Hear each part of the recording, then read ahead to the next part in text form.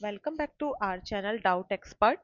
हम लोग अपनी एसएससी प्रीवियस ईयर और वेरी वेरी इंपॉर्टेंट क्वेश्चंस की जो सीरीज चल रही है उसको कंटिन्यू करते हैं। ये है part third. Question number 21। Pollination by birds is called. जो बर्ड्स पॉलिनेशन करती हैं उसको क्या कहा जाता है, ये आपका क्वेश्चन है। इसको हिंदी में भी बता देती हूँ। पक्षियों द्वारा परागण, पॉलिनेशन, जिनको कोई भी कंफ्यूजन है, परागण, पक्षियों द्वारा परागण को कहा जाता है। तो क्या कहा जाता है? ऑर्निथोप्ली, ऑर्निथो ऑर्निथोप्ली ऑर्निथोप्ली, ये कहते हैं पॉलिनेशन बाय बर्ड। ये जो वर्ड है इसी का ही मतलब पॉलिनेशन है। ठीक है ना।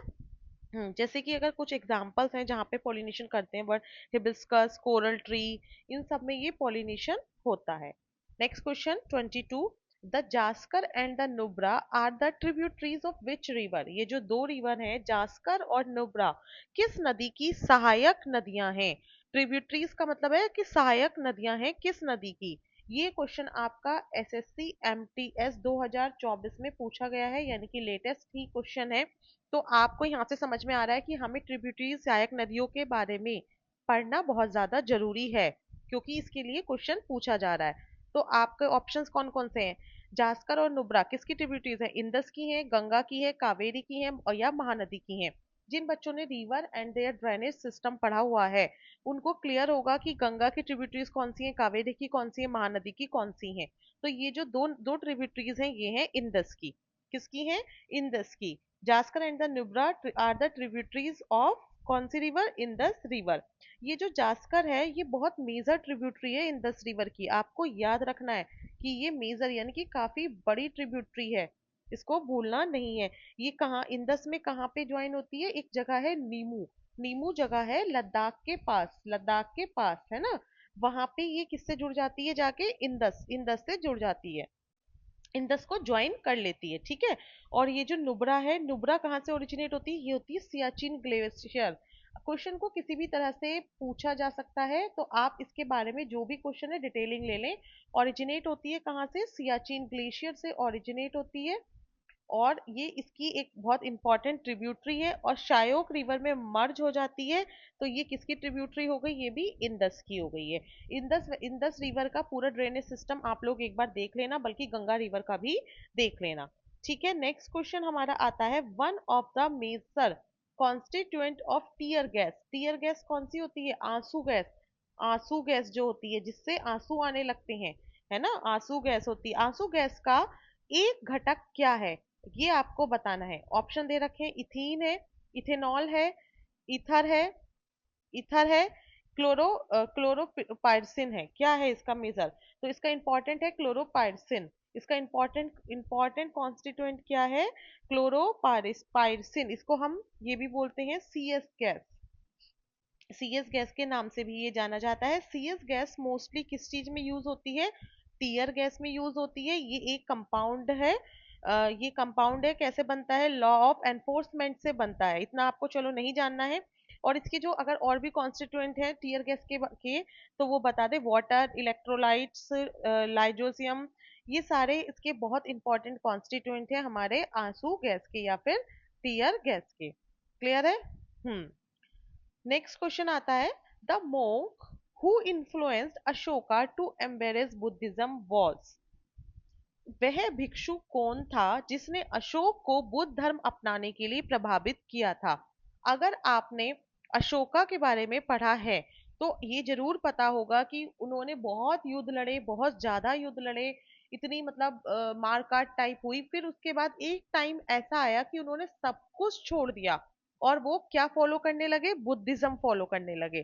तो ऐसा कौन से मॉन्क थे? क्वेश्चन में यही पूछा गया है, ऐसे कौन से भिक्षु से जिन्होंने उन्हें इन्फ्लुएंस्ड किया कि वो बुद्धिज्म को फॉलो करें। तो कौन से ऐसे मोंक थे? उनका नाम था ऊपा गुप्ता। ये आपको याद रखना है। This is very very important question कि ऊपा गुप्ता एक मोंक थे, उन्होंने उनको इन्फ्लुएंस किया था क्या? बुद्धिज्म को फॉलो करने के लिए। कुछ नॉर्थ इंडिया के बुद्धिस्ट ट्रेडिशंस हैं, उनके अकॉर्डिंग ही ये बताया गया था कि उमा गुप्ता एक ऐसे भिक्षु थे जिन्होंने इन्फ्लुएंस किया था एम्परर अशोक को कि वो बुद्धिज्म को फॉलो करें। अगर आपसे पूछ लिया जाए कि अशोक जो है उनकी डायनेस्टी कौन सी थी, सबको ये चीज पता होगी, फिर भी मैं बता देती हूँ कि उनकी डायनेस्टी कौन सी थी, मौर्य डायनेस्टी, मौर्य डायनेस्टी के थे ये। ठीक है, इनके फादर कौन थे, किनके बेटे थे ये, बिंदुसार के। जो अशोका के बारे में इंपॉर्टेंट चीजें हैं वो आपको पता होनी चाहिए। बिंदुसार इनके पिता थे, मौर्य डायनेस्टी के ये थे। चंद्रगुप्त मौर्य इनके ग्रैंडफादर थे। ठीक है, और अगर आपसे ये भी पूछ लिया जाए इनकी कैपिटल क्या थी, पाटलिपुत्र। क्या थी कैपिटल, मौर्य डायनेस्टी की पाटलिपुत्र थी। ठीक है, और आजकल ये पटना के नाम से फेमस है, मॉडर्न डे में बिहार में है ना पटना, तो पटना के नाम से फेमस है। उस टाइम पे ये जो पटना है आज का, ये अशोका की जो डायनेस्टी थी, मौर्य मौर्य डायनेस्टी, उसकी कैपिटल थी पाटलिपुत्र, और आजकल वो पटना के नाम से फेमस है। ठीक है, चलिए नेक्स्ट अगले क्वेश्चन की तरफ बढ़ते हैं। नेक्स्ट क्वेश्चन है हमारा, who was the revenue minister, बहुत ही इंपॉर्टेंट क्वेश्चन है, who was the revenue minister during the resign of Akbar. Akbar के शासनकाल में राजस्व मंत्री कौन था, ये आपको बताना है। ये क्वेश्चन एसएससी सीजीएल 2024 यानी कि बहुत लेटेस्ट है, बहुत इंपॉर्टेंट है, में पूछा गया है।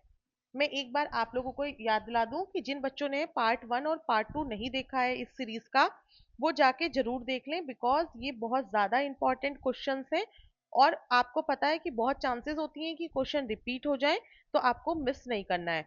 और सेकेंडली, जो बच्चे न्यू हैं हमारे चैनल पे, वो प्लीज जाके पहले हमारे चैनल को सब्सक्राइब करें एंड लाइक करें। अगर आपको हमारा कंटेंट समझ में आ रहा है, अच्छा लग रहा है, तो please show your love by liking and subscribing our channel. ठीक है, आगे बढ़ते हैं। तो ऐसे कौन से रिवेन्यू मिनिस्टर थे जिन्होंने जो रिवेन्यू मिनिस्टर थे अकबर के टाइम में, ये बहुत फेमस क्वेश्चन है और सबको पता है, कौन थे, टोडरमल। टोडरमल, टोडरमल जो थे, ये अकबर के शासनकाल में राजस्व मंत्री हुआ करते थे। ये जो अकबर, आपको पता है, जब आपने पढ़ा होगा, अकबर के 9 रत्न थे ना, 9 रत्न, जिन्हें वो नवरत्न बोलते थे। तो जो अकबर के नवरत्न थे उनमें से एक ये थे टोडरमल। टोडरमल, इनको उन्होंने क्या दिया हुआ था, रिवेन्यू दे रखा था। इन्होंने जो दासाला सिस्टम है वो चलाया था, यानी कि एक स्टैंडर्डाइज किया था लैंड रिवेन्यू को, है ना, लैंड रिवेन्यू का स्टैंडर्डाइजेशन किया था। जो लैंड से ये रिवेन्यू कलेक्ट करते थे, किस कलेक्शन था, किस पे था, पहले तो 10 साल के एवरेज पे था, तो उसको इन्होंने उसमें कुछ ना कुछ चेंजेस लाए थे, स्टैंडर्डाइज किया था।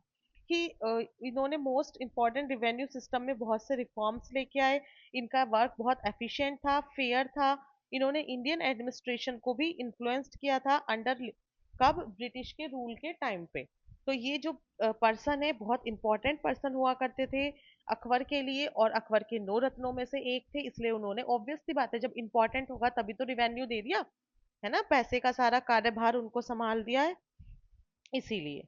फाइन, ठीक है, अब नेक्स्ट क्वेश्चन की साइड बढ़ते हैं। नेक्स्ट क्वेश्चन क्या है, what is the ultimate product of glycolysis. Glycolysis का अंतिम उत्पाद क्या है, pyruvic acid, carbon dioxide, glucose, या फिर इथाइल अल्कोहल। तो इसका जो अल्टीमेट प्रोडक्ट होता है रिएक्शन बनने के बाद, वो होता है पायरिक एसिड। ये एक मेटाबॉलिक पाथ को फॉलो करता है जिसमें ग्लूकोज 2 चीजों में ब्रेक डाउन होता है पायरिक एसिड के। ठीक है, ओके, नेक्स्ट क्वेश्चन हम पढ़ते हैं। Once a dancer is the autobiography of, ये एक बुक है वो जिसका नाम है वंस अ डांसर, और आपसे पूछा गया है कि ये किसकी ऑटोबायोग्राफी है। एसएससी एमटीएस 2024 में ये क्वेश्चन पूछा गया है। वैसे तो देखो, एक बात है कि ये जो टॉप वो है उस टाइम न्यूज में होगा, मोस्टली जो ये क्वेश्चन पूछे जाते हैं ऑटोबायोग्राफी से रिलेटेड, ये अगर करंट में चल रहे होते हैं, मतलब बहुत ज्यादा चांसेस होती है वो पूछ लिए जाते हैं, बट कभी कभी थोड़ा पीछे का भी पूछ लिया जाता है, इसलिए देख लेते हैं। तो वंस अ डांसर किसकी ऑटो आत्मकथा है, किसकी है, ये है एलेग्रा कैंट। एलेग्रा कैंट, ये एक अमेरिकन है, फेमस अमेरिकन बैलेरिनिया, फेमस है, जो एक प्रिंसिपल डांसर थे। उनकी ऑटोबायोग्राफी है, अमेरिका के फेमस डांसर हैं, उनकी ऑटोबायोग्राफी है वंस अ डांसर, और नाम है एलेग्रा कैंट। ठीक है, next question, article 77 of the Indian constitution, sorry, article 77 of the Indian constitution deals with the, भारतीय संविधान का अनुच्छेद 77 से संबंधित है। किस चीज से संबंधित है आपको ये बताना है। ये क्वेश्चन देखो कितना इंपॉर्टेंट है, आप समझिए एसएससी सीजीएल 2024 में पूछा गया है। और किस चीज से रिलेटेड है, इंडियन कॉन्स्टिट्यूशन, यानी कि ये आपका पॉलिटी का क्वेश्चन है। आपको ध्यान रखना है आपके सिलेबस में पॉलिटी भी है। तो जिन बच्चों ने आर्टिकल याद किए हुए हैं उन्हें सबको पता होगा कि जो 77 है वो किस चीज से रिलेटेड है, conduct of business of the government of India. जो गवर्नमेंट ऑफ इंडिया के बिजनेस कंडक्ट करते किए जाते हैं उससे रिलेटेड है आर्टिकल 77। ठीक है। It outlines the how executive actions of government of India are to be formally expressed and authenticated, कि जितने भी एक्शन है, एग्जीक्यूटिव एक्शन है गवर्नमेंट ऑफ इंडिया के, ये कितने फॉर्मली एक्सप्रेस किए गए हैं और कितने ऑथेंटिकेटेड हैं, ये सब आर्टिकल 77 डील करता है। और ये क्वेश्चन सीजीएल 2024 में आया है, यानी कि इंपॉर्टेंट है। और आपको एक चीज बता दें कि कुछ आर्टिकल्स इतने ज्यादा हाईलाइटेड हैं, सबसे इंपॉर्टेंट हमने अपनी लास्ट क्लास में भी देखा था, मैग्ना कार्टा वाला जो पार्ट है उसे आपको बहुत जरूरी करना है। फिर एफडी यानी कि फंडामेंटल ड्यूटीज वाला पार्ट आ जाता है। फिर उसके बाद अभी इमरजेंसी के आर्टिकल आएंगे। तो ये सब देख रहे हैं आप, डायरेक्टली क्वेश्चन पेपर में पूछ ले जाते हैं कि सीधे आर्टिकल पूछा और पूछ लिया कि ये किससे रिलेटेड है। और देखो अगर इसके ऑप्शंस देखें तो भी कितने कंफ्यूजिंग है कि ऑप्शन 1 दे रखा है term of the office of vice president, फिर उसके बाद वाइस प्रेसिडेंट, ऑप्शन बी है vice president of India, option C है oath of office by the vice president, और ऑप्शन डी है conduct of business of the government of India. तो इसमें option D हमारा करेक्ट हो गया। क्लियर। ठीक है, इस सीरीज में इतना ही है। अब आपकी नेक्स्ट सीरीज इसके आगे के क्वेश्चंस की आएगी। और एक बार और मैं आपको रिमाइंड करा देती हूँ कि आप प्लीज यहाँ पे आ रहे हैं, अपना आपको अच्छा लग रहा है तो लाइक करके जाइए, सब्सक्राइब करके जाइए। Thank you.